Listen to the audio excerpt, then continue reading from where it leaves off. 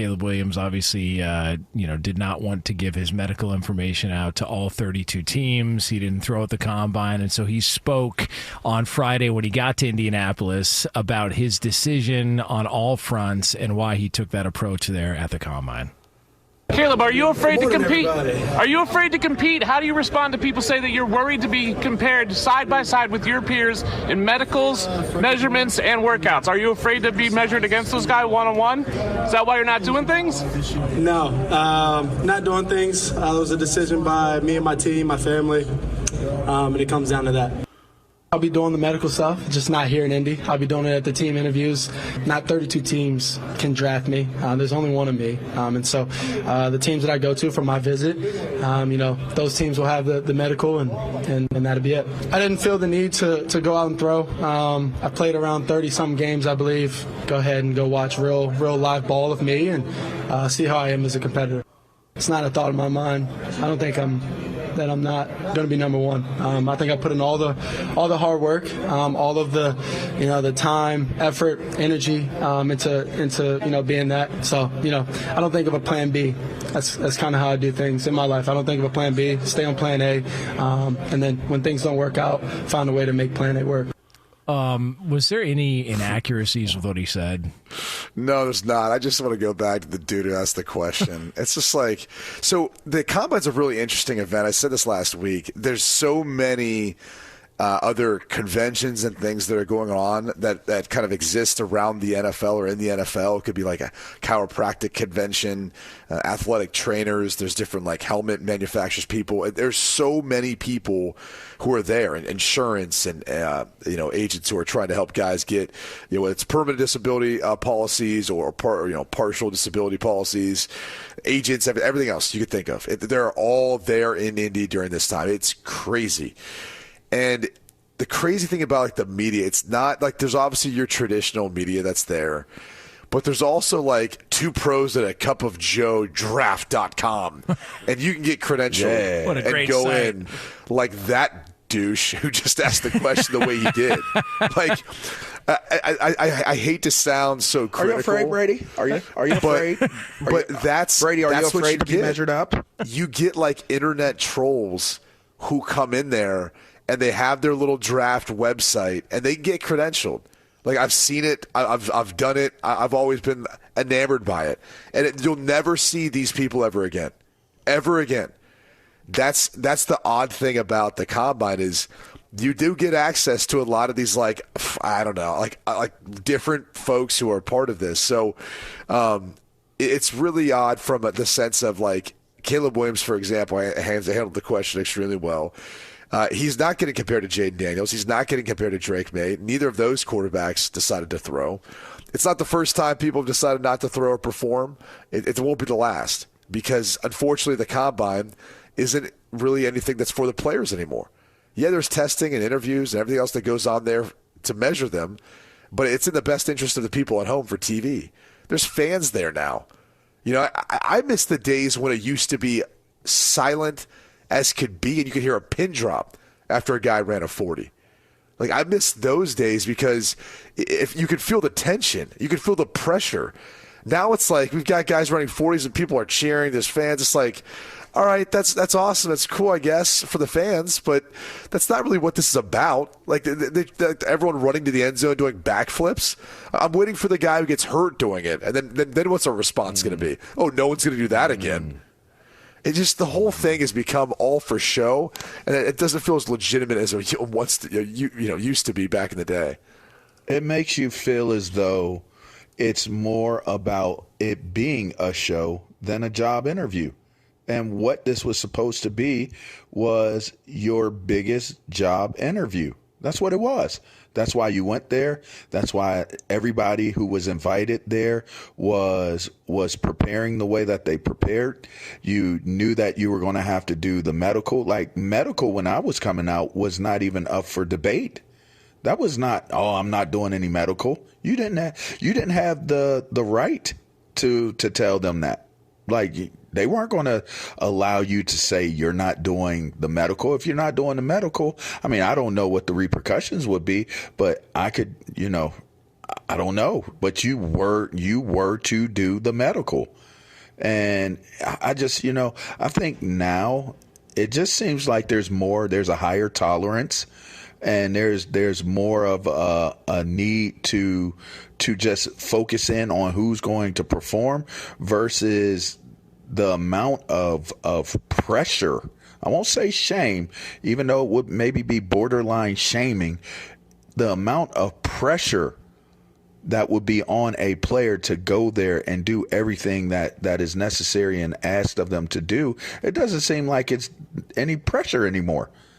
If you're a top prospect, it just doesn't seem like you're walking into a situation where there's pressure on you to perform to get a job. It's now not a job interview anymore.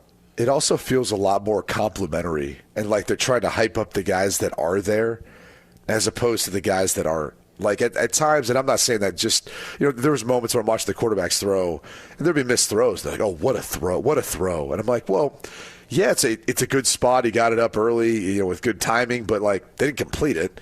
I mean, it's not that good of a throw. Like, this is the NFL now. Like, these guys were in college, and when you call college games NFL games, trust me, you're required to handle them differently. You're asked to be much more complimentary, less critical at college. When you get to the NFL, you will not get opportunities to call games if you're not more critical, because it's their job now.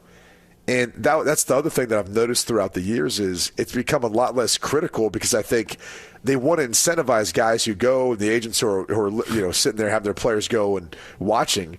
They want to make sure that they're talking well about them on TV, even if they're not performing that well. So that's the other thing that I thought was kind of different, is even the tone that's taken about a lot of the players on TV. I'm sure they're being kind of behind the scenes, kind of, hey, make sure we pump these guys up and what's happening out there. So when we first started talking about it on Friday that Caleb Williams wasn't going to give his medical information out to everybody, I think it was Jonathan Jones of CBS who said, to his mind, he's the first player that he can think of doing that actually went to the combine but wouldn't give his medical information to everybody. And Brady, you made the point, like, well, yeah, would you want 32 teams to have all of your medical information? So why is he the first guy to do this? So why is he there? Doesn't that have to become the question? Yeah, no, he was there to interview. But why not go interview? Why not do everything that you said you were going to do with the only teams that are going to be able to draft you? Because that seemed to be his thinking or his thought process around not doing anything. And that's where they set up those breakout interviews and stuff with him. So I have no problem with him deciding not to do it, and just say, hey, I'm going to go interview with the teams that want to interview with me. And then from there, the teams that want to bring me in for a workout, I'll let them. That's like the next step. Let's just call this like speed dating, right? So 8 teams or so might end up, having opportunity to meet with them. So he meets with them, he interviews with them. Well, maybe only 4 or 5 are the ones that actually bring him in for an interview, to actually go through the medical and bring them to the facility and do all that stuff. Well, if that's the case, then he only needs those 4 or 5 are that serious about actually drafting him, right? So I had no problem with him going and doing exactly what he did. I thought it was really interesting, because no one thought you could do that. And now that he did do it, you go, wait a second, that makes all the sense in the world. Why would you want any other team getting all this medical information on you? They could use it against you in a negotiation. They could use it against you playing against you. Like, why would you want any of that out there? I mean, think about it this way. Like, we went through a period of COVID. How protective were people about whether or not they were or were not vaccinated? How many times they were vaccinated? Any of their personal health information? Like, you can't sit there and say in that instance, like, oh, we want to protect our health information there, but we want Caleb Williams to share all his health information with 32 teams. Like, those two things don't jive.